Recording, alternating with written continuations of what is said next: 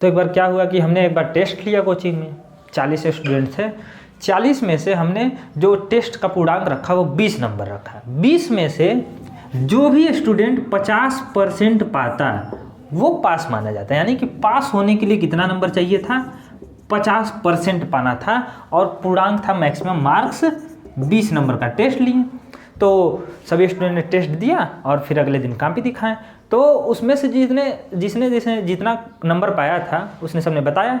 तो एक स्टूडेंट जब हमने पूछा कि कितना नंबर पाया तो उसने कहा कि पास होने से हम 2 नंबर पीछे रह गए। यानी कि वो पासिंग मार्क्स जो था 20 का 50% उससे 2 नंबर कम पाया। ठीक, तो वो कितना नंबर पाया होगा? तो इसमें आप तुरंत ही लॉजिक थोड़ा सा लगाएंगे और समझ में आ जाएगा कि 20 नंबर का टेस्ट हुआ। टोटल कितने नंबर का था? 20 नंबर का। और पाया कितना? 50%। तो कहेंगे कि 50% पास होने के लिए चाहिए था, लेकिन वो पाया इससे 2 नंबर कम। यानी कि 2 नंबर और पाता तो 50% के करीब आ जाता और पास हो जाता, लेकिन ये पाया नहीं। तो पास होने के लिए कितना नंबर चाहिए था? पहले ये पता करना पड़ेगा कितना नंबर चाहिए था। तो 20 नंबर का यदि पूर्णांक है तो 20 का 50% पाएगा तो क्या होगा? पास हो जाएगा। लेकिन वो नहीं पाया। और कितना पाया? 20 का 50%, यानी कि ऐसे निकालेंगे 50%, यानी कि 50/100, 0 0 कटा 0 0, 5 दूनी 10। इसको ऐसे लगाने से अच्छा है, इसको लॉजिक से भी डायरेक्ट समझ सकते थे कि 20 नंबर है यानी कि 100% है। और आप क्या करेंगे? 50% पूछा है यानी कि उसका आधा, यानी कि आधा लेना है, वही पासिंग मार्क्स है। 50% किसी चीज़ का क्या होता है? आधा होता है, ये भी हमने बताया है। तो ऐसे लगा सकते हैं यदि यहाँ पर क्वांटिटी जो है थोड़ा सा अलग आए, जैसे कि 30%, 35% ऐसे आ जाए तब, तो उसमें तो लॉजिक तुरंत लगेगा नहीं, आधा करके उसका आधा कर दे ऐसे, तो वो सब नहीं लगेगा। तो 20 नंबर का यदि टेस्ट है, 50% पासिंग मार्क्स है, तो पास होने के लिए कितना चाहिए? 10 नंबर। सिंपल सा लॉजिक। और उससे 2 नंबर पीछे रह गया, यानी कि 10 में से 2 कम, 8 नंबर पाया। कितना नंबर पाया? 8 नंबर पाया। अब 8 नंबर पाया और 2 नंबर से फेल हो गया। तो क्या सब ऐसे थे? नहीं, सिर्फ 1 2 रहते हैं। तो यहाँ पर अब समझते हैं ये क्वेश्चन किसने सेंड किया है, इसको कैसे सॉल्व करेंगे। सेम इसी कॉन्सेप्ट पर बेस्ड है। तो इसको समझते हैं क्या है। तो मैक्सिमम मार्क्स पूर्णांक कितना था ये नहीं पता यहाँ पर, तो थोड़ा सा इससे अलग हो गया। पासिंग मार्क्स, पास होने के लिए कितना नंबर चाहिए था? 36%। ठीक, और मार्क्स ऑब्टेन्ड, जो स्टूडेंट है उसने कितना नंबर पाया? 113 नंबर पाया। तो पूरा स्टोरी यहाँ पर पढ़ सकते हैं क्या है, क्वेश्चन कैसे है। तो यहाँ पर 113 नंबर पाया और 85 नंबर से क्या हो गया? फेल हो गया। तो यहाँ पर ये 2 नंबर से फेल हो गया है। तो ये क्या हुआ? 113 नंबर का टेस्ट पाया है, यहाँ पर 113 नंबर टोटल नहीं पता है, लेकिन पास होने के लिए 85 नंबर की और ज़रूरत थी। तो यहाँ पर इस क्वेश्चन को हम लगाते हैं इसे मिटा करके। अब समझते हैं क्या है क्वेश्चन। तो मान लेते हैं कि यहाँ पर जो मैक्सिमम मार्क्स हैं, जो पूर्णांक है वो x है। तो x क्या है? mm, यानी कि मैक्सिमम मार्क्स। पूरा x नंबर का टेस्ट हुआ है, उसमें से वो 36% यदि पाता तो पास होता। पाया है 113 नंबर, 85 नंबर से फेल है, यानी कि पास होने के लिए कितना नंबर चाहिए? तो पासिंग मार्क्स पास होने के लिए उसको चाहिए 113 + 85, यानी कि जोड़ देंगे तो मिलेगा 5 3 8 1 9 1, 198 नंबर। 198 नंबर यदि पाता तो पास हो जाता। ठीक, और 198 नंबर पासिंग मार्क्स है, इसी को परसेंटेज में लिखता है 36%। तो कितना होगा?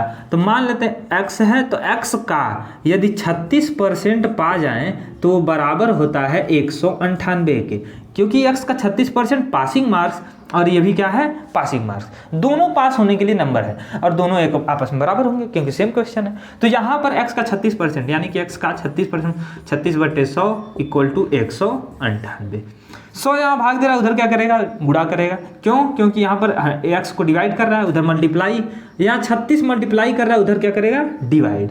तो ऐसे यहीं से भी काट सकते हैं इसको, लेकिन हम उधर भेज दे, मान लेते हैं काट ही देते हैं। तो 9 ऊपर का ऊपर, 9 चौक 36, और ये कटेगा 9 दूनी 18, 9 दूनी 18 कट गया। तो यहाँ पर आ गया 22, 4 एकम 4, 4 25 चौका 100, ये भी कट गया। तो यहाँ पर 25 जो है x में भाग दे रहा है, उधर क्या करेगा? मल्टीप्लाई। तो x बराबर हो गया 22/25। इसको लगा देंगे, 25 दूनी 50, 25 दूनी 50, 5 55, 550 नंबर, यानी कि x क्या है 550, इतने नंबर का टेस्ट हुआ था। तो इसमें से उसने 113 नंबर प्राप्त किया और 85 नंबर से फेल हो गया, पास होने से 85 नंबर पीछे रह गया। तो ये था इसका आंसर।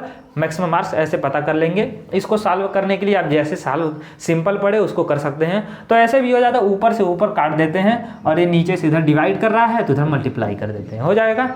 अब आगे बढ़ते हैं, सेकेंड क्वेश्चन है यहाँ पर, ये भी भेजा है किसी ने। तो सेकेंड क्वेश्चन हमने शॉर्ट में सब कुछ लिखा है।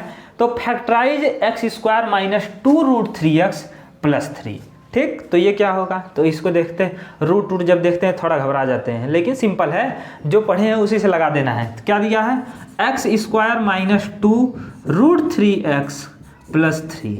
अब इसको ध्यान से देखेंगे तो यहाँ पर दिखेगा ये x² है, यानी कि a² कह सकते हैं, और ये 3 है, यानी कि इसको कह सकते हैं √3 का स्क्वायर है। √3 का स्क्वायर क्या होता है, 3 होता है। क्यों, क्योंकि √3 का गुणा √3 में करेंगे तो हो जाएगा √3 का स्क्वायर, या ऐसे कह सकते हैं √3 जब अंदर मल्टीप्लाई होगा 3 3 का 9 और √9 बाहर आएगा तो प्लस माइनस 3। तो यहाँ पर लिख सकते हैं उसको √3 का स्क्वायर है, तभी प्लस में आया है 3 मान लेते हैं। अब आगे क्या हुआ, यहाँ पर 2√3x ऐसे लिखा है, तो इसको क्या लिख सकते हैं, इसको लिख सकते हैं -2 × √3 × x, ऐसे लिख सकते हैं, क्योंकि 2 का गुणा √3 में होगा, फिर x में होगा 2√3x मिलेगा। तो ये भी हो गया। अब इसी को हमने इस रूप में लिख दिया है, तो ये देखने में कैसा लग रहा है, a² minus 2ab plus b²। तो a² plus b² minus 2ab किसका फार्मूला है, तुरंत कहेंगे कि a माइनस b का होल स्क्वायर का। तो a की जगह कौन है, x, तो यानी कि इसकी जगह हो जाएगा x, और b की जगह कौन है यहाँ पर √3, तो माइनस √3 का स्क्वायर होल स्क्वायर। तो x माइनस √3 का होल स्क्वायर वाला ऑप्शन सही होगा, वही आंसर होगा इसका, ठीक। तो इस तरह कर सकते हैं, या इसका इसमें मल्टीप्लाई करके फैक्टराइज करके फिर करें, तब वैसे भी कर सकते हैं। लेकिन फार्मूले से सिंपल पड़ता है, इसलिए फार्मूला याद रखना जरूरी है, क्योंकि पुरानी शक्तियाँ भूल गए होंगे, याद कर लेना फिर से। आगे आते हैं थर्ड क्वेश्चन को, तो अब इसको सॉल्व करते हैं।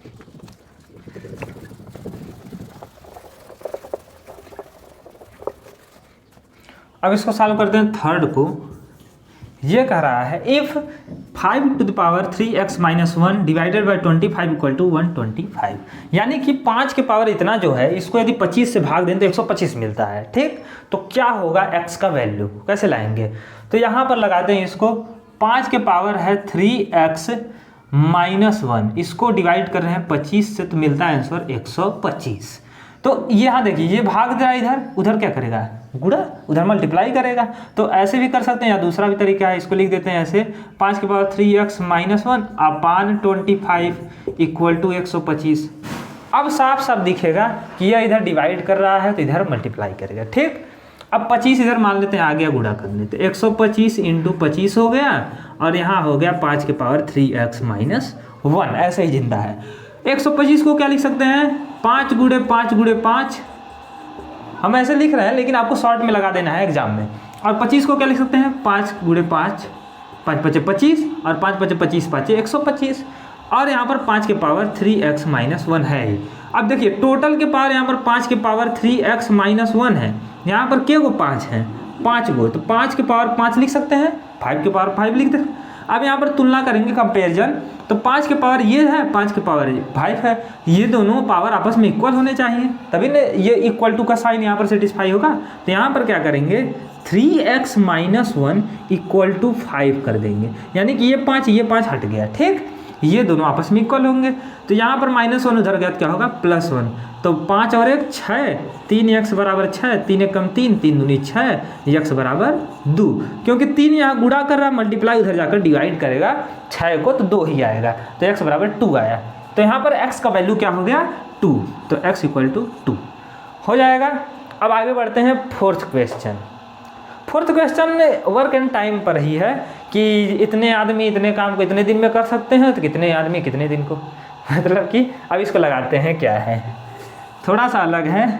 वर्क एंड टाइम पर हमने वीडियो नहीं बनाया है, लेकिन बना देंगे जल्द ही। तो a = 12 डेज, यानी कि ए किसी काम को 12 दिन में कर लेता है, तो क्वेश्चन इस प्रकार है, ए किसी काम को 12 दिन में कर लेता है, ए और बी मिलकर जब काम करते हैं तो 4 दिन में एक कर लेते हैं ना, पूरा काम खत्म हो जाता है। बी अकेले के दिन में करेगा। तो इसका सिंपल सा रहता है, एक फार्मूले टाइप का ही है, लेकिन उसके पीछे बहुत कहानी है, तो उसको हम बाद में कभी बताएंगे।